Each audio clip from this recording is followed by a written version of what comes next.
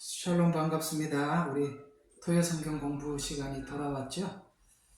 자, 오늘도 이렇게 할 것도 많고 갈 것도 많습니다. 우리 열심히 한번 달려가 보도록 하겠습니다. 우리 50일 기도회 때문에 제가 한 50분 정도밖에 이렇게 설명할 수 없겠네요. 자, 그래도 한번 50분 안에 한번 하나님 주신 거 한번 함께 나눠보도록 하죠. 오늘은요, 민수기 22장 36절에서 38절까지 제가 봉독해 드리겠습니다. 22장 36절부터입니다. 발락은 발리암이 온다는 말을 듣고 맨 끝 지경 아르논 경계에 있는 모압의 한 성읍까지 그를 맞이하러 나갔더라. 그때 발락이 발리암에게 말하기를 내가 그대에게 사람을 보내어 간절히 부르지 아니하였느냐? 어찌하여 그대가 내게 오지 아니하였느냐? 실로 내가 그대를 높여 존귀하게 할 수 없겠느냐 하니 발리암이 발락에게 말하기를 보소서 내가 당신께 왔으나 내게 무엇을 말할 수 있는 능력이 조금이라도 있으리까? 나는 하나님께서 내 입에 넣어주시는 말씀을 말하리이다 하고. 아멘. 바울 서신 중에 빌립보서는 바울이 이제 하나님께 가기 직전에 적었던 서신으로 옥중 서신이라고도 말을 하지요. 거기 내용을 쭉 보다 보면 그가 마지막으로 남긴 말들이 우리에게 남기고 싶은 이야기들이 뭔가 우리가 관심을 갖게 되고 또 관심을 가지고 듣다 보면 이렇게 우리가 마지막 이런 모습으로 하나님 앞에 우리 삶이 드려지고 마침이 되어야 되겠구나라는 그런 교훈들을 많이 얻을 수가 있어요. 그 중에 이런 말이 등장하고 있습니다. 나는 하나님 앞에 내 믿음을 지켰다. 이런 고백을 마지막에 하고 있죠. 믿음이 있었어요. 믿음을 어떻게 했냐면 지켜냈다. 이렇게 말하고 있습니다. 지켜냈다. 우리 모두의 숙제지요. 우리 하나님께서 주신 믿음을 지켜내는 것은 우리 모두의 숙제입니다. 이것이 어떤 측면에서 숙제냐면 여러 가지 측면에서 숙제이기도 합니다. 우리 자신을 그리스도 안에서 새롭게 만들고 또 변화시키는 것도 하나의 숙제이겠지만 끊임없이 침투해오는 악한 세력들, 곧 우리는 이단의 영역이라고 표현할 수 있겠죠. 그들로부터 우리 자신을 지켜내는 것도 중요하게 우리 자신을 지켜내는 한 방편이라고 생각이 됩니다. 이럴 만큼 우리는 우리 자신을 이단으로부터 지켜야 되는 이유가 끊임없이 이단은 우리의 신앙을 좀먹고 변질시키고 그래서 그리스도로부터 떠나게 만들려고 하는 시도를 에덴 동산에서부터 예수님 재림하는 그날까지 할 것이기 때문에 그렇습니다. 우리는 우리 자신을 환난으로부터 지키는 데는 우리의 외적인 힘이 필요하지만 우리가 이단으로부터 우리 자신을 지키기 위해서는 외적인 힘보다는 내적인 지식이 필요한 것이죠. 이런 지식과 분별이 없다면 우리는 이단으로부터 늘 우리 자신이 노출되어 있고 우리 자신을 지킬 수 있을까라는 질문에 우리는 대답을 확고하게 할 수 없을 만큼 이단들의 활약은 커졌고 교묘해졌기 때문에 그렇습니다. 그래서 저와 여러분은 이 토요일날 성경 공부를 통해서 여러 가지 성경 속에 구약에도 많은 이단을 선별할 수 있는 자료들이 많이 있고요. 신약에도 많이 있어요. 그래서 제가 지금 준비한 바로 표현하자면 오늘 이렇게 대충 대략 보니까 한 20페이지 정도를 제가 준비를 해 두었는데요. 이게 몇 시간 할 분량인지는 잘 모르겠습니다만 하다 보면 여기 있는 거라도 여러분들이 좀 하셔서 이 이단성, 그러니까 이단성이라고 표현하면 좋겠죠. 우리는 뭐 이단하고 딱 찍혀 있는 그 이단들도 있지만 그런 이단성을 가진 그 교주들이나 이 악한 사람들이 어떤 성향을 가지고 있고 또 우리가 어떤 그 오해를 성경에 대한 정확한 이해를 하지 못했을 때 이런 이단에게 언제든지 우리가 노출되어 있는가라는 부분들을 우리가 점검하면서 여러분 자신도 나는 과연 이단으로부터 울타리를 튼튼하게 치고 있는가 한번 살펴보고, 또 여러분들에게 좋은 자료가 되었으면 하는 마음으로 한번 강의를 시작해 보도록 하겠습니다. 자, 오늘은 발람과 발락 이야기 아시죠? 이 발람과 발락 사건을 통해서 본 이단성에 대해서 함께 나눠보도록 하겠습니다. 그 25장부터 26장까지는 바알볼 사건이 있어요. 그것도 있는데 아마 그것까지 오늘 들어가기는 좀 힘들 것 같고요. 한 개만 합시다. 두 개 하면 너무 복잡하고요. 그래서 오늘 발람을 통해서 본 이단성에 대해서 함께 생각해 보도록 하겠습니다. 이 내용은 민수기 22장부터 24장에 있는 내용들입니다. 자, 한번 잠깐 보면 이런 이야기가 되겠습니다. 자, 발락은 자기의 부탁을 받고 내왕한 발람을 먼 길까지 나와서 영접하지요. 이스라엘을 저주해달라는 부탁을 받고 옵니다. 그는 이 모압 변경 끝 아르논 가에 있는 성읍까지 가서 정말 멀리까지 가서 그를 맞이하고 데리고 오지요. 그래서 민수기 22장 36절에 보면 다시 한번 자기의 요구를 들어준다면 그를 높은 지위에 올려 존귀하게 해줄 것을 약속을 합니다. 그래서 이 발람은 중요한 순간들을 절묘하게 정말 잘 포착해서, 이게 발람이 지금 현재로 말하면 이단 교주들이 어떤 성향이 있는지를 이해하는 데 큰 도움이 되니까요. 오늘 굳이 이것이 이단이다 저것이 이단이다 라는 성향보다는 오늘 이 발람과 발락 이야기를 통해서 이단의 교주들은 이런 성향을 가진 사람들이 대체적으로 사기꾼 기질이 있고 또 이단 교주 기질이 있구나 라는 측면에서 여러분들이 오늘 제 강의를 들어보시면 도움이 될 겁니다. 그래서 여기서 보면 이 발람은 이런데 아주 탁월한 어떤 재능이 있어요. 어떤 중요한 순간들을 절묘하게 잘 포착해서 절묘하게 포착해요. 그러니까 사람들의 약점, 사람들이 가지고 있는 문제점, 그 마음속에 있는 두려움, 그 다음에 뭔가를 어떤 질문을 하고 싶어 하는지, 그 두려움이 무슨 질문을 하기를 원하는지, 그 다음에 어떻게 대답을 해주면 되는지 이해가 가세요? 그러니까 이런 부분들에 대한 이해가 아주 예리하게 파악하는 능력이 있고, 그리고 사람들의 마음도 환심도 사는 기술을 가지고 있어요. 이단 교주들을 보면 특이합니다. 뭔가가 일반인들과 뭔가 다른 부분들이 있어요. 그러니까 우리는 기독교와 내에 있는 이단을 보고 이걸 사기꾼이라고 표현을 하는데요. 이런 사기꾼이라고 하죠. 종교 사기꾼이라고 이렇게 얘기를 합니다. 들어보셨어요? 종교 사기꾼이라는 말. 그러니까 이 종교 사기꾼들은 기독교인들이 뭘 기대하고 있으냐, 교회 안에서 그 기독교인들이 기대하는 것에 대해서 충분히 설명해 주지 못해서 그 기독교인들 마음속에 어떤 두려움, 예를 들어서 내가 과연 구원을 받았을까? 주님 다시 오시면 심판하신다 그랬는데 혹시 심판의 계열에 서지는 않을까? 정말 나는 구원받았을까? 뭐 이런 것들이겠죠. 그리고 세상 사람들이 모르는 마지막 하나님 앞에 설 심판과 마지막 때 있을 우리는 이제 흔히 말하는 7년이라는 이런 7년 환란이라고 표현하는 이런 환란기, 이런 것에 대한 두려움이 있단 말입니다. 그래서 지금까지 많은 교주들이 이 마지막 재림이라는 사기를 통해서 사람들을 그 교회 안에서 이끌어내서 여러 번 사기를 쳐먹었었죠. 나쁜 놈들 많죠. 이장님 이후로부터 시작해서 그런 재림을 가지고 사기친 나쁜 사람들이 정말 많이 있고요. 또 하나는 우리가 기독교가 가지고 있는 교리적인 측면들, 예를 들어서 구원론이라든가 그런 것을 가지고 사기를 쳤던 우리 지금 흔한 이만희 같은 사람들이 바로 이런 접근 자체는 재림이 아니라 구원론이라는 이런 방식을 통해서 사람들에게 사기를 쳐온 것입니다.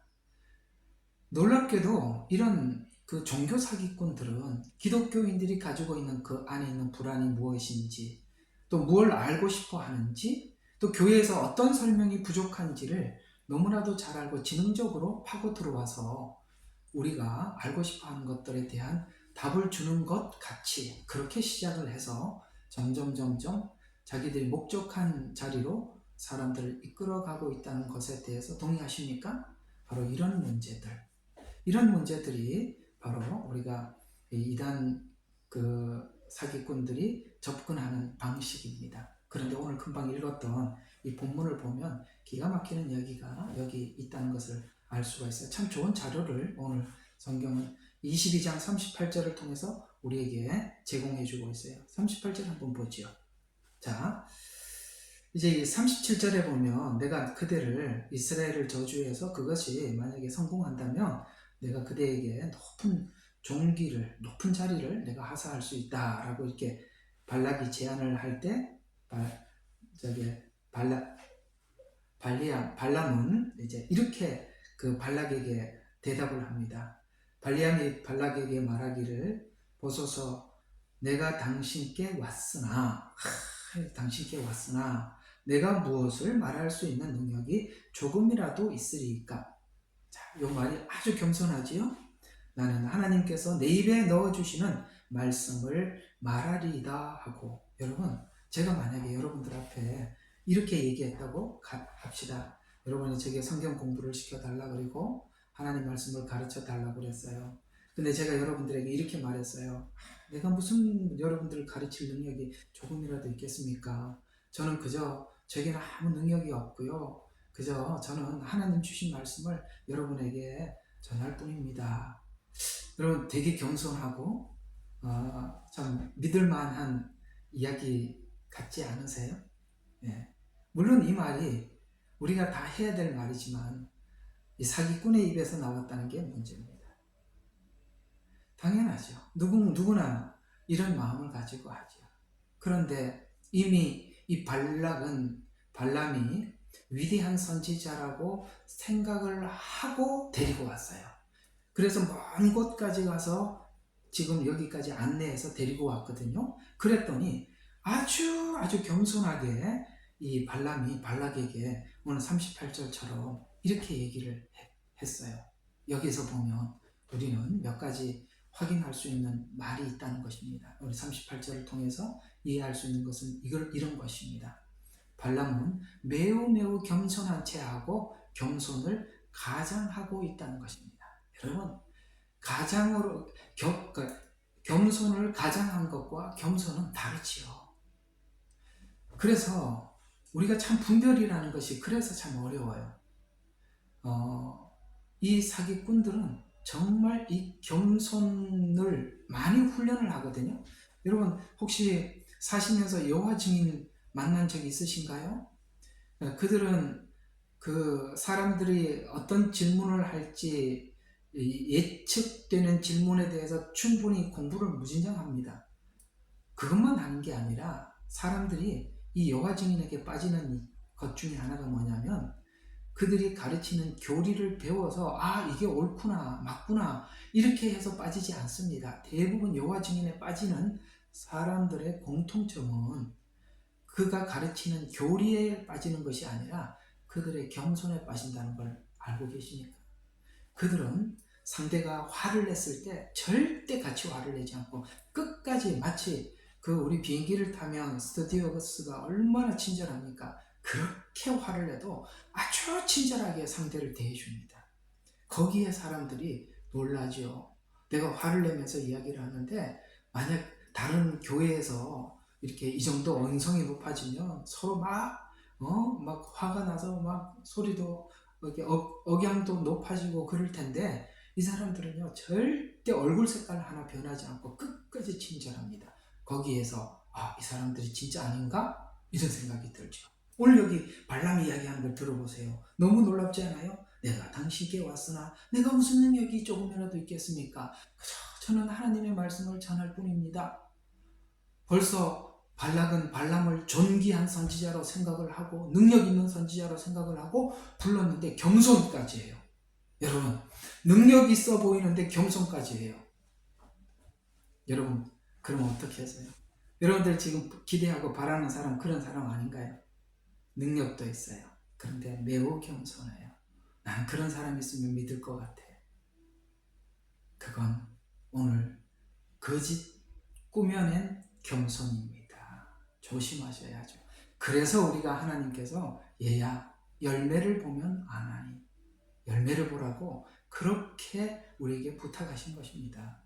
그들이 하는 그런 지능적인 이런 겸손, 가장된 겸손 이런 데 속지 말라.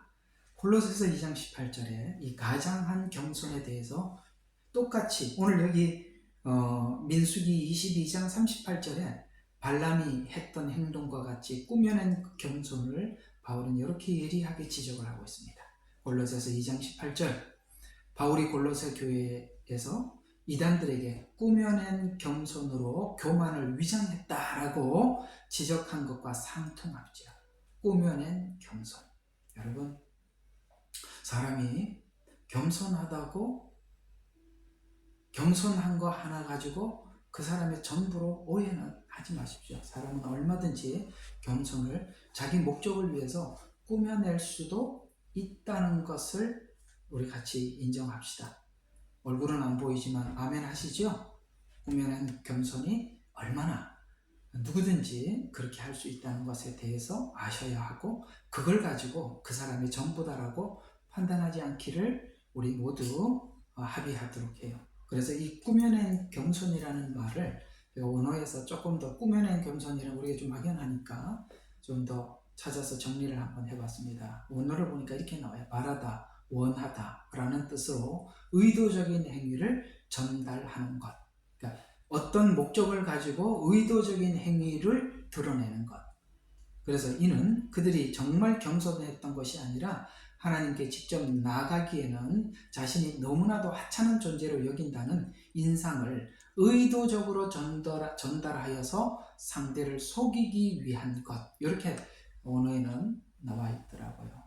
그래서 나는 별 볼 일 없는 존재입니다 라고 하찮은 존재로 여기다는 인상을 의도적으로 전달해서 상대를 속이기 위해서 하는 것.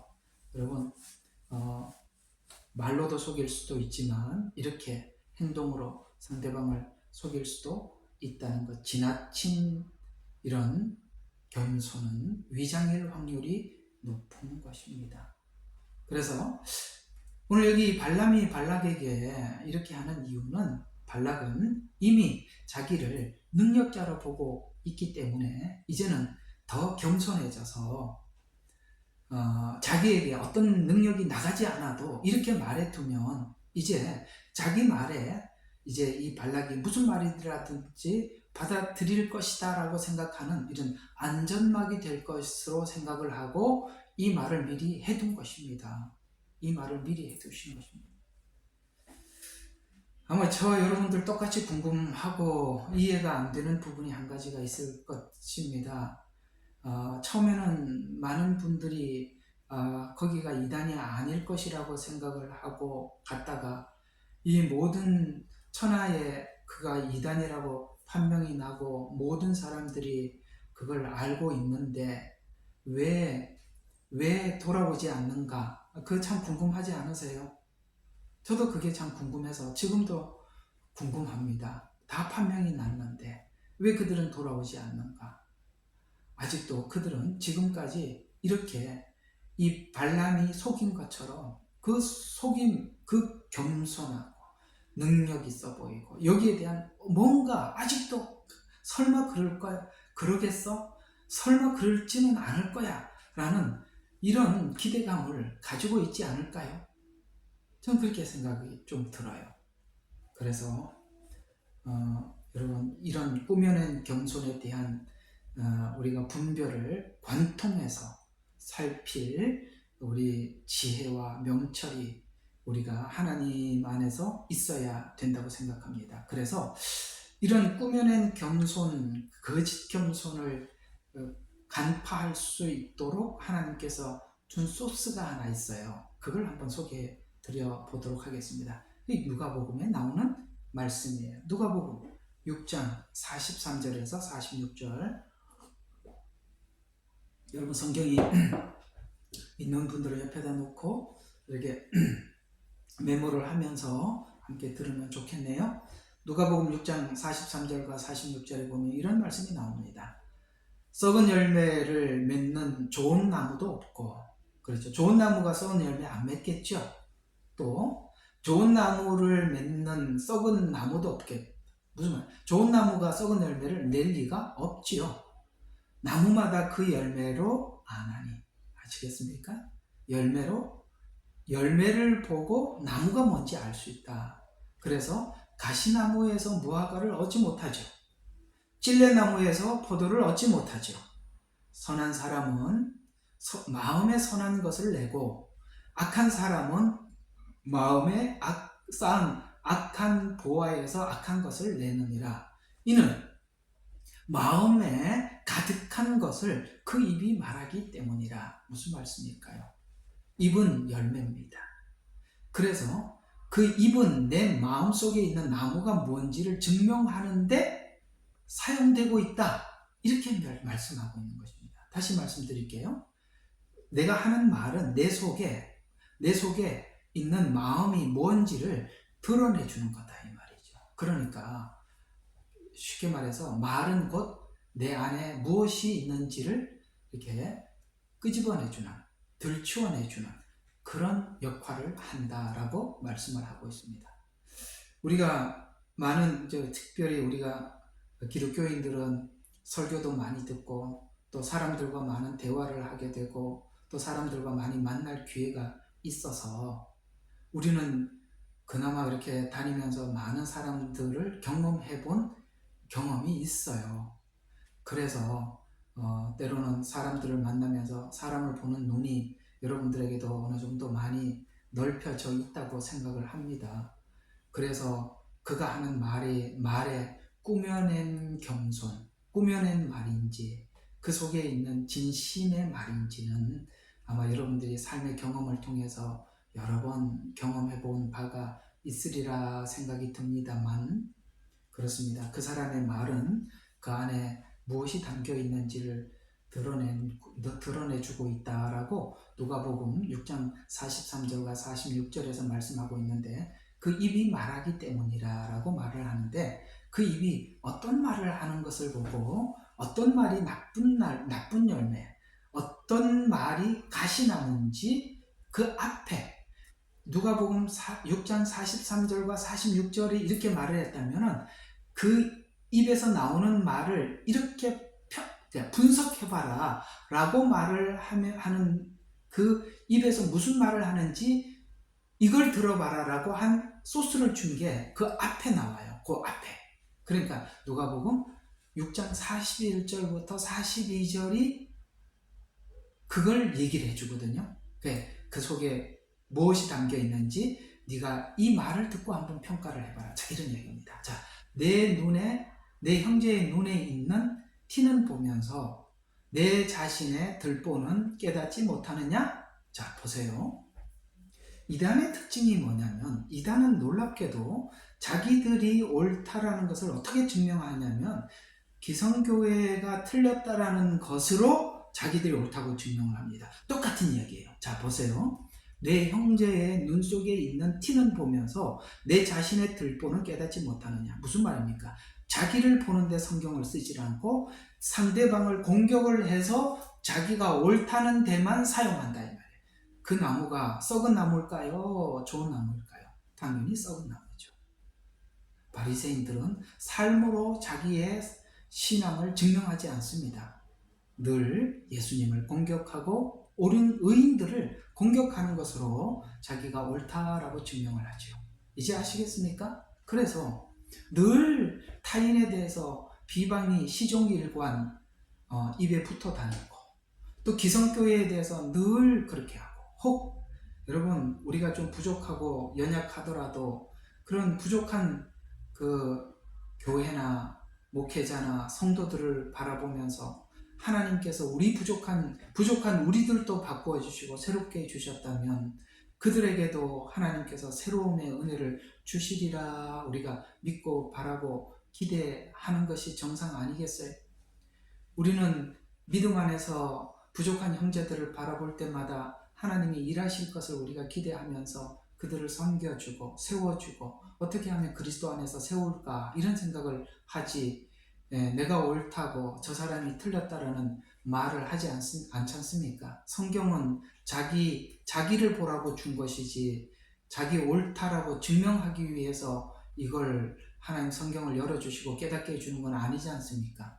이게 바로 그 속에 있는 목적이 뭔지, 그 안에 있는 나무가 뭔지, 형제의 티는 보면서 자신의 들보를 보지 못하는 그런 언어들을 우리가 듣게 된다면, 아, 저 나무가 악한 나무구나, 썩은 나무구나, 이렇게 알라고 성경은 우리에게 말씀해 주고 있어요. 그래서 내가 내 자신의 들보를 보지 못하면서 내 자신의 눈에서 들보를 뽑아내라 라고 한다면, 내가 명확히 보고서 내 형제의 눈 속에 있는 티를 빼리라. 무슨 말입니까?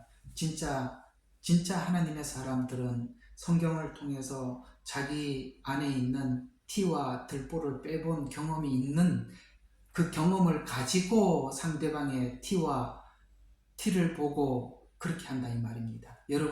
여러분의 문제를 해결하기까지, 여러분의 죄성을 해결하기까지 여러분들은 여러 번 실패를 경험하고 그 다음에 여러 번 넘어짐을 경험을 하고 그것이 얼마나 어려운 줄 알고 상대방이 얼마나 그 문제로 인해서 고심하고 괴로워하는지 알고 상대방에게 접근하고 있지 않습니까? 왜요? 우리도 그 문제를 해결하는데 얼마나 전전긍긍하고 얼마나 고생했는지 우리 자신이 너무나도 잘 알고 있습니다.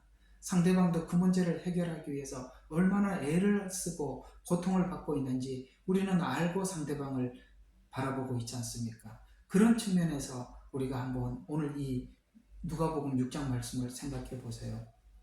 그저 남의 틀림을 공격을 하고 저 사람들은 거의 쓰레기 수준으로 이야기를 하면서 자기만 옳다라고 이야기를 하지만 그들의 삶의 열매는 정말 흉악합니다. 바로 이런 것입니다. 우리는 말을 통해서 꾸며낸 가장, 꾸며낸 겸손을 우리가 간파할 수 있는 영적 예리한 눈을 가지셔야 하는 것입니다. 그들의 언어 속에 진심이 담겨 있는지, 뭔가를 사냥을 하기 위한 언어인지 우리가 그걸 구분할 줄 아는 지혜, 이것이 바로 여러분 자신의 믿음을 지키는 데 있어서 중요한 숙제임을 성경은 우리에게 부탁하고 있다는 것 기억하시기를 바랍니다. 그래서 열매를 확인하기 전에는 함부로 판단하지 마라. 그리고 그 입이 지적만 하는지 영혼을 위해서 무언가를 하고 있는지 우리가 살펴봐라 라는 뜻에서 오늘 이 발람의 이 거짓 위선된 언어를 함께 생각해 보았고요. 자, 두 번째, 발람은 자기가 하나님의 선지자인 채 하고 있다는 것입니다. 하나님의 선지자. 그래서 나는 하나님께서 내 입에 넣어주시는 말씀을 말하리다 이렇게 말하고 있죠. 그는 이스라엘 신 하나님으로 인해 전전긍긍하고 있는 이 발람의 심리, 그가 지금 뭘 두려워하고 있는지 그 심리를 꿰뚫어 보고 있다는 거예요. 우리가 발람과 같이 이렇게 잘못된 신앙을 가지고 발락처럼, 이름이 비슷해가지고 그죠? 발락처럼 이렇게 두려움이 있으면 이 발람과 같은 사기꾼에게 걸리는 거예요. 참 무섭죠? 여러분이 가지고 있는 궁금증이 그리스도 예수 안에서 하나님 말씀 안에서 시원하게 해결이 안 되면 언제나 이단에게 여러분은 노출되어 있을 수 있다는 것 기억하시기 바랍니다. 저는 언젠가 한번 하나님 앞에 내 인생을 쭉 되돌아보면서 정말 하나님 앞에 감사한 것 중에 하나가 뭔가 제가 생각을 해보다가 이걸 발견하고 너무 하나님 앞에 진심으로 감사한 적이 있었습니다. 그게 뭐냐면, 하나님, 제가 이렇게 예수님을 모를 때 이단 안 만나서 이단에게 복음을 배우지 않은 것 감사합니다. 제가 만났던 목회자들은 제가 옛날에 집사 때 그저 아무도 모르는 평신도일 때 진짜 목사님들을 제가 만났습니다. 정말 제가 다녔던 그 교회 목사님들, 제가 섬겼던 목사님들은 지금도 제 마음속에 너무나도 존경스러워요. 그분들은 정말 복음의 일꾼들이셨고 정말 모든 것에서 가식 없는 진심이었습니다. 제가 정말 존경하는 목사님 이제 지금 소천하고 안 계세요. 참 마음이 참 그렇죠. 제가 목회할 때 은퇴하시고 저희 교회 오셔서 한 달 동안 계시다가 가셨는데 제가 이분 은퇴하실 때 그 모습을 보고 제가 마음에 다짐한 게 있습니다. 참 그분 참 너무나도 존경스러우셨던 분이신데 그 교회를 세우시고 그 고생하시면서 참 교회를 세우시고 성도들 참 가족처럼 정말 그 성도들 잘 세우셨어요. 그리고 마지막 저는 퇴임식 할 때, 은퇴식 할 때 많은 이야기들을 남겨주실 줄 알았어요. 나는 그분의 마지막을 잊을 수가 없습니다. 올라와서 아무 설교도 하지 않았습니다. 딱 한 곡의 찬양을 부르고 내려가셨어요. 그 찬양을 제가 잊을 수가 없어요. 혹시 여러분 이 찬양 아시는지 모르겠어요. 모든 영광 하나님께, 모든 영광 하나님께, 모든 영광 하나님께, 나는 자유해. 이게 끝이었습니다. 저는 그 찬양 한마디를 제 마음속에 수많은 설교보다 평생 잊지 못할 메시지로 제 가슴속에 남았습니다. 아마 다른 분 같았으면 제가 이 교회를 이렇게 시작을 했습니다. 이렇게 키워왔고 여러분은 이렇게 모여들었고 그러면서 쭉 지난날 회고했을 것입니다. 그러나 그분은 평상시에 늘 하나님 앞에 신앙 고백했던 대로 모든 영광 하나님께, 모든 영광 하나님께, 나는 자유해, 이 찬양을 부르시고 그 강단을 내려오시는 걸 보고 저분이 진짜구나, 참 그런 생각이 들었습니다. 사람이 마지막에 끝에 그 사람의 본색이 드러나는 거예요. 끝에 본색이 드러나는 거거든요. 참 존경하는 목사님을 제가 모셨다는 거에 대해서 너무 감사하고, 그 다음번에 신학교 다닐 때 모셨던 목사님도 너무나도 귀한 목사님을 만나서 저는 정말 훌륭한 목사님 아래서 저는 훌륭한 신앙교육을 보고 배워왔습니다. 그것이 얼마나 하나님 앞에 감사했던지, 우리는 얼마든지 살면서 내 두려움 때문에 이단을 만날 수도 있고, 혹 그들이 거짓말을 하고 거짓된 교리를 가지고 거짓된 성경을 가르쳐줘도 내가 모르니까 속을 수 있었는데, 하나님은 정말 참목자들을 붙여주셔서 이 복음을 정확하게 알도록 인도해 주셨던 그 하나님께 감사하지 않을 수가 없었어요. 여러분, 하나님이 주신 그런 사람들을 여러분들이 만나셨다면 그걸 소중히 여길 줄 아셔야 돼요. 여러분이 가지고 있는 오늘 이 발락이 가지고 있는 두려움은 이스라엘 신에 대한 두려움이에요. 하나님에 대한 두려움이란 말이에요. 그 하나님에 대한 두려움을 이런 다른 방법으로 이렇게 해결받아보려고 하다가 이 거짓 발람을 만난 거 아니겠습니까? 그래서 여러분, 저분이 진짜구나 라고 생각을 하면 여러분 거기서 이게 외국에 오래 살다 보니까 이게 한국어가 이게 참 고급 언어가 잘 생각이 안 나는데 이럴 때 참 어렵습니다. 어쨌든 한 군데서 제대로 된 사람한테서 여러분들이 결론을 내야 합니다. 거기서 죽자사자 여러분들이 성경이 관통이 될 때까지 돌아다니면서 배우지 마세요. 전 정말 그건 여러분들한테 반대합니다. 돌아다니면서 배우지 마십시오. 절대 여러분에게 신앙의 체계가 세워지지 않습니다. 절대 안 세워집니다. 그냥 여기저기 주워 모은 짜집기에 불과한 것이지 체계는 아니에요. 그렇지 않습니다.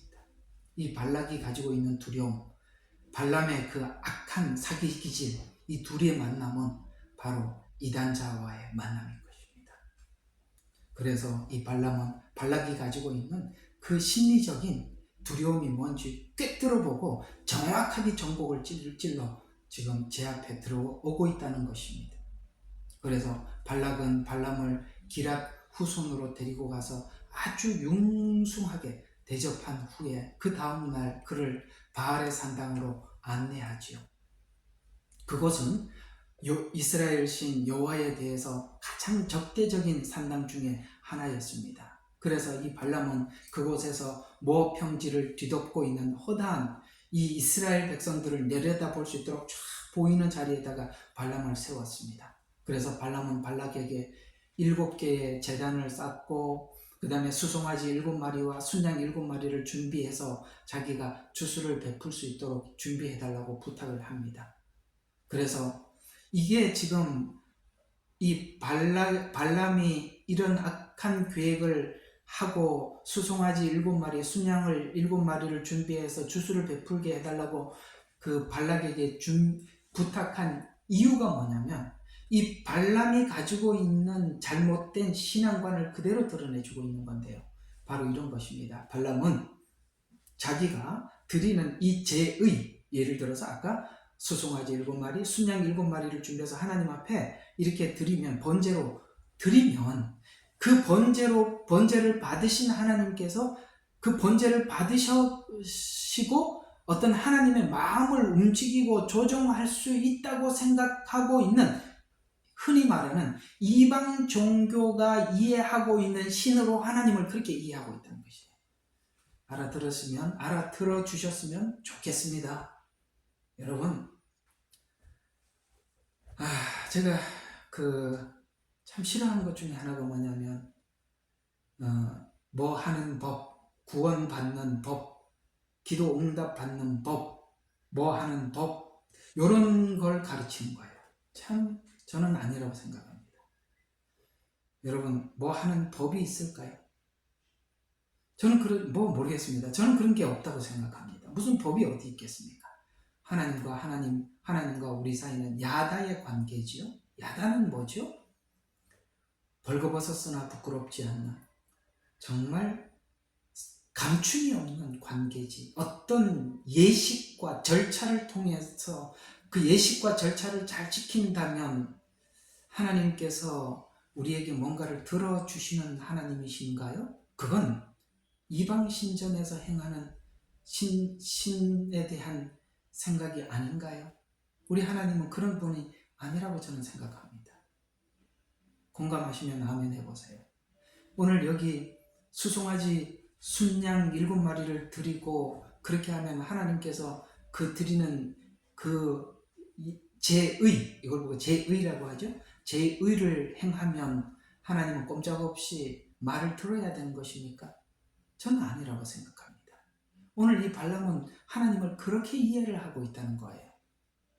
그래서 이단에 가면 갈수록 하나님을 섬기기 위해서는 이렇게 해야 된다, 저렇게 해야 된다, 그런 방식을 자꾸 설명하고 있는 것입니다.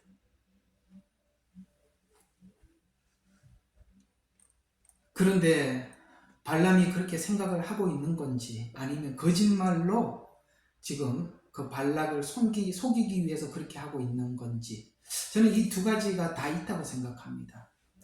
이렇게 해서 하나님을 섬기는 것이 아니란 걸 압니다. 그런데 누구를 이용해 먹으려고요? 누구의 속을 빼먹으려고요? 발락의 속을 빼먹기 위해서 발람은 이렇게 수를 쓰고 있는 것입니다.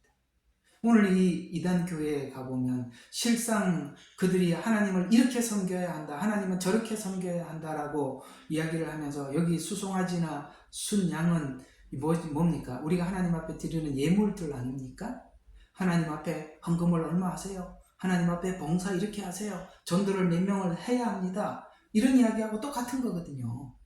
이렇게 해야 하나님이 기뻐한다라고 하지만, 여러분, 돈 들어오면 누가 가져요? 성도들 불러오면은 또 사기 쳐먹으려고 사람들 또 데리고 오라고 얘기하는 거 아니겠습니까? 이렇게 자꾸 하나님은 우리를 사랑으로 찾아오셨는데 그 사랑의 문을 열고 그 사랑으로 찾아오신 주님을 만나도록 안내해 주지는 않고, 뭔가 방법을 이렇게 해야만 한다, 저렇게 해야만 한다라고 자꾸 그런 식으로 가르치고 있다면, 오늘 여기 이 발락에게 사기친 거하고 똑같은 방식이다, 이 말입니다. 아시겠죠? 그런 가르침을 듣지 말라, 이 말이에요.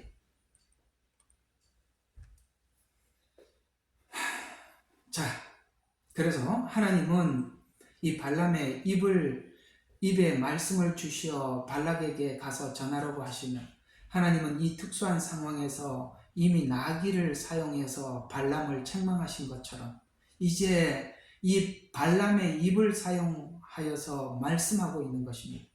발람은 이스라엘에